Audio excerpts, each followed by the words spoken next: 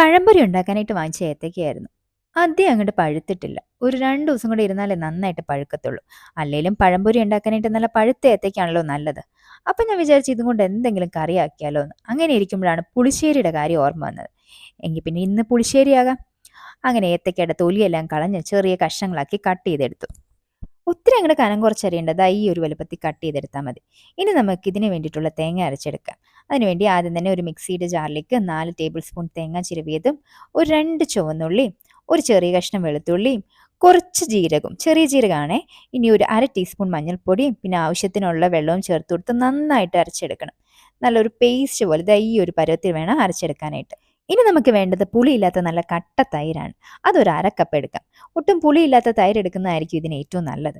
ഇനി അതൊരു ഫോർക്ക് ഉപയോഗിച്ചോ അല്ലെങ്കിൽ ഒരു സ്പൂൺ ഉപയോഗിച്ചോ കട്ടകളില്ലാതെ നന്നായിട്ട് അടിച്ചെടുക്കാം. ഇത് മിക്സിയുടെ ജാറിലിട്ട് അടിച്ചു കഴിഞ്ഞാൽ ഒരുപാട് അങ്ങോട്ട് വെള്ളം പോലെ ഇരിക്കും. അല്ലെങ്കിൽ പുളിശ്ശേരി ഉണ്ടാക്കുമ്പോൾ കുറച്ച് കുറുകിയിരുന്നാലേ ഒരു ടേസ്റ്റ് ഉണ്ടാകത്തുള്ളൂ. അതുകൊണ്ട് ഒരു ഫോർക്ക് ഉപയോഗിച്ച് നമുക്ക് ഇതുപോലൊന്ന് മിക്സ് ചെയ്തെടുത്താൽ മതി. ഇനി നമുക്ക് പരിപാടിയിലേക്ക് കിടക്കാം. ആദ്യം തന്നെ ചൂടായ പാനിലേക്ക് കുറച്ച് എണ്ണ ഒഴിച്ചു കൊടുക്കാം. ഒരുപാടൊന്നും വേണ്ട, കുറച്ച് മതി. കാരണം നമുക്ക് ഈ ഏത്തയ്ക്ക ഒന്ന് വഴറ്റിയെടുക്കാനായിട്ടാണ്. ചിലർ ഈ വെള്ളം ചേർത്ത് ഇത് വേവിക്കുന്നത് കാണാം. പക്ഷെ അങ്ങനെ വെക്കുന്നതിലും കൂടുതൽ ടേസ്റ്റ് കിട്ടുന്ന എണ്ണയിലിട്ട് വഴറ്റിയെടുക്കുമ്പോഴാണ്.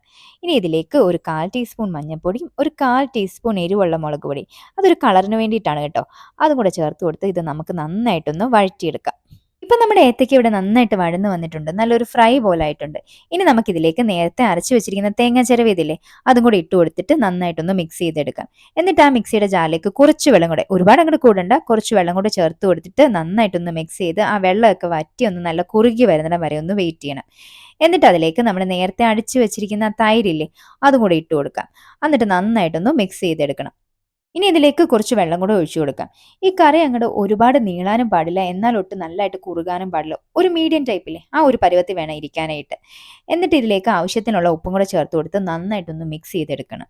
ഇത് ഒരുപാട് തിളയ്ക്കാനായിട്ടൊന്നും വെക്കരുത്, കാരണം തൈര് ഒഴിച്ചിരിക്കുന്നതുകൊണ്ട് പെട്ടെന്ന് വിരിഞ്ഞു പോകും. ഒന്ന് ചൂടായാൽ മതി. ഇപ്പം നമ്മുടെ കറി റെഡി ആയിട്ടുണ്ട്. നമുക്ക് കടുക് ഒന്ന് താളിച്ചെടുക്കണം. അതിനുവേണ്ടി ചൂടായ പാനിലേക്ക് കുറച്ച് എണ്ണ ഒഴിച്ചു കൊടുക്കാം. എണ്ണ നല്ല ചൂടായി വരുമ്പോഴേക്കും കുറച്ച് കടുക് ഇട്ട് കൊടുക്കണം. കടുകെല്ലാം പൊട്ടി വന്ന ശേഷം 2-3 വറ്റൽമുളകും കുറച്ച് കറിവേപ്പില ഇട്ട് നന്നായിട്ടൊന്ന് വഴറ്റിയെടുക്കണം. എന്നിട്ട് നമുക്ക് ഈ നേരത്തെ ഉണ്ടാക്കി വെച്ച കറിയിലേക്ക് ഇതൊന്ന് താളിച്ചു കൊടുക്കാം. അങ്ങനെ നമ്മുടെ പുളിശ്ശേരി ഇവിടെ റെഡി ആയിട്ടുണ്ട്. ഇനി ഇത് നമുക്കൊരു പ്ലേറ്റിലേക്ക് മാറ്റാം. അല്ല, ഇത് ഇരിക്കും തോറും ഒന്നും കൂടെ അങ്ങോട്ട് കുറുകിപ്പോകും. എല്ലാവരും ഇതൊന്ന് ട്രൈ ചെയ്ത് നോക്കണം. ഓണമൊക്കെ അല്ലേ വരുന്നത്, എല്ലാവരും പുളിശ്ശേരിയൊക്കെ ഉണ്ടാക്കുന്നല്ലേ. അപ്പൊ ഏത്തയ്ക്ക കൊണ്ട് പുളിശ്ശേരി ഉണ്ടാക്കി നോക്കുക, എല്ലാവർക്കും ഇഷ്ടാവും. അപ്പൊ അടുത്ത വീഡിയോ ആയിട്ട് ഞാൻ ഉടനെ വരുന്നതായിരിക്കും. അതുവരേക്കും ബൈ ബൈ.